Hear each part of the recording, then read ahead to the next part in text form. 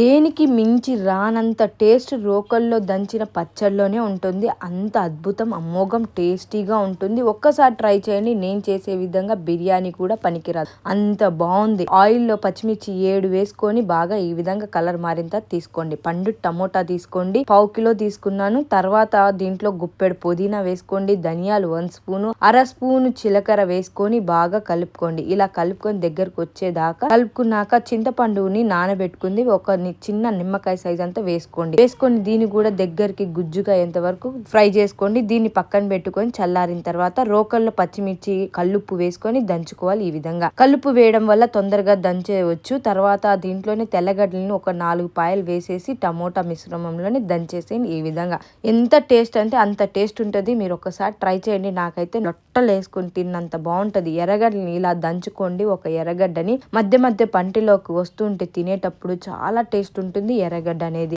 దాన్ని నంచుకుంటూ తినేసేయచ్చు, అంత బాగుంటుంది. మీకు ఎలా కుదిరిందో కామెంట్ చేయండి, లైక్ చేయండి, షేర్ చేయండి, ఇంకా సబ్స్క్రైబ్ చేయడం మర్చిపోకండి. మరిన్ని వీడియోస్ కోసం మన ఛానల్ని ఫాలో అవ్వండి. నెయ్యి వేసుకొని అన్నం తినడం మాత్రం మర్చిపోకండి.